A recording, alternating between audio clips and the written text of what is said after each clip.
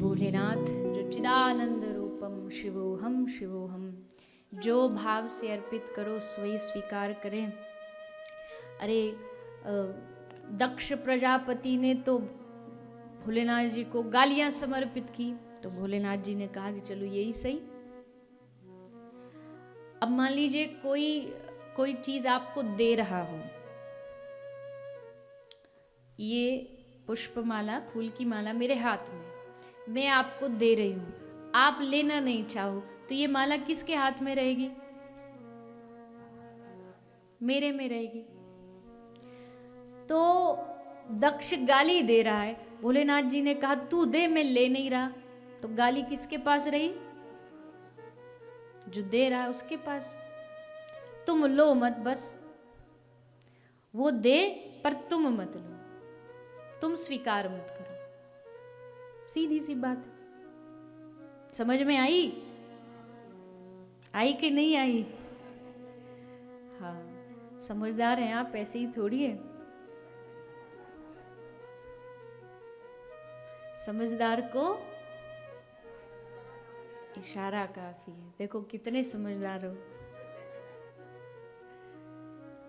तो आज उन शंभो को हम सब प्रणाम कर रहे हैं, उनका आज हम अभिषेक कर रहे हैं, उनका आशीर्वाद प्राप्त कर रहे हैं। और देखिए दुनिया में बहुत लोग होंगे जो भोलेनाथ जी से कहते होंगे भोलेनाथ जी ये कर दो वो कर दो। मैं तो आज इस व्यासपीठ पे बैठ के भोलेनाथ जी के चरणों में यही निवेदन करती हूँ, हे शंभो, हे नाथ, अगर सचमुच कुछ देना चाहते हो तो हमारे जीवन को भक्ति से भर दो। बस भक्ति मिल गई माने सब मिल गया। फिर उसके अलावा आगे ना तो ज्ञान चाहिए, ना कोई विद्वता चाहिए, ना कोई नाम चाहिए, ना कोई पद चाहिए, भक्ति मिल जाए तुम्हारी बस। एक गुजराती में एक भजन है, गाया था मैंने पिछली कथा, मुझे याद है। एक दो लाइन गाऊं उसकी, मैं निकाल लूं थोड़ा पढ़ने के लिए। जो कोई भगवान से कुछ मांगता है, कोई भगवान से कुछ मांगता है, लेकिन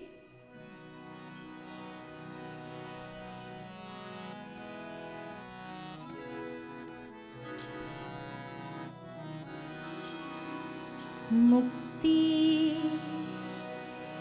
मळे के नाम रे, मारे भक्ति तमारी करवी छे। मुक्ति मळे के नाम रे, मारे भक्ति तमारी करवी छे। और आगे क्या है? मन मेवा मळे के नाम रे, मारे सेवा तमारी करवी छे। कितने गहराई के। मुझे जब मैंने भजन सुना ना, गुजराती भजन, तो वैसे तो कोई शब्द समझ में कभी कभी नहीं आता, वैसे तो मुझे पूरी गुजराती समझ आती है, इसलिए पहले ही मैं इसलिए बता देती हूँ, कहीं कोई मेरे सामने बैठ के गुजराती में मेरी बुराई करे तो मैं पहले ही बता दूँ, ये सावधान मुझे आती है। कहीं ये मत सोचना कुछ भी बोल लो, इनको तो आती नहीं। कई बार होता है ऐसा, जब हम पूरा खत्म हो जाता तब पता लगता है कि ये तो इसके मास्टर हैं। तो जब मैंने सुना तो मेरे दिल में एकदम बैठ गया, इतना प्यारा इसके शब्द, इसका भाव। जिसने भी लिखा है, मुझे नहीं पता किसने लिखा है, पर आहा क्या मांगी है उसने। नहीं चाहिए मुक्ति, नहीं चाहिए नाम की बात, तूने इतनी बड़ी सेवा की। नहीं, मेवा मड़े के ना मड़े, सेवा तुम्हारी करवी छे। बस सेवा करता रहूं, तेरी सेवा में लगा रहूं, तेरा नाम लेता रहूं। और मारो कंठ मधुरो न होए भड़े, ने सुर बिसुरो होए भड़े। मारो कंठ मधुरो न होए भड़े,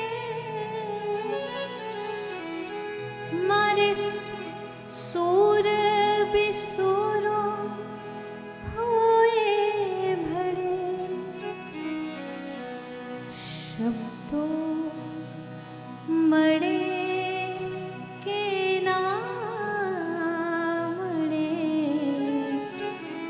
मारे चर्चा तमारी करवी छे। शब्दों मड़े के ना मड़े,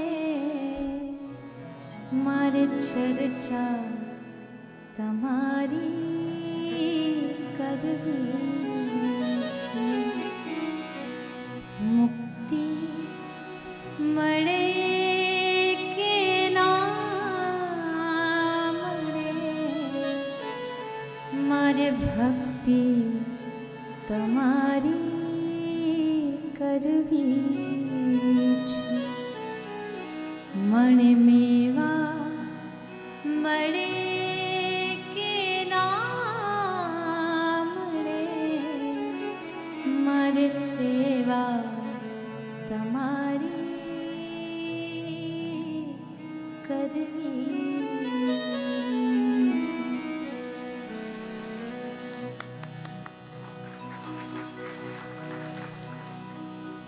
एग्री हो? पक्का? 100%? तो लगे रहो सेवा में। मेवा मळे के ना मळे, सेवा तुम्हारी करवी छे। और यकीन मान लो, मेरा मान लो कि जो रस, जो आनंद मेवा में नहीं है, जो सेवा में है। जिसने सेवा की है वो जानता है, भले अपने माता पिता की, गुरु की, गौ माता की, अपने धर्म की, भागवत की सेवा, ये सब सेवाएं जो आनंद इस सेवा में है वो मेवा में नहीं। अक्सर होता क्या, हम मेवा का मतलब क्या है? मेवा का मतलब ये कह सकते हैं आप कि आप जो सेवा कर रहे हैं आपको उसका एप्रिशिएशन मिले, आपको बहुत सारे अवार्ड मिले कि हाँ जी आपको बहुत सराहाया जाए कि देखो इनको ये मिला, इनको ये मिला। लेकिन मेरा मत हमेशा से ये रहा है कि जिसने मेवा की ओर ध्यान दिया, मतलब उसका जो फल है उस पर ध्यान दिया कि ये सेवा के बाद मिल जाए, तो वो सेवा कभी ढंग से नहीं कर पाता जब तक हमारी दृष्टि केवल सेवा पर केंद्रित ना हो। मेवा मणे के ना, मुक्ति मणे के ना मणे, भक्ति तमारी करवी छे। ये जो हमारा 7 दिवसीय जो भागवत है, श्रीमद् भागवत की जो कथा है, ये भागवत भक्ति की कथा है। भागवत भक्ति प्रदान करती है।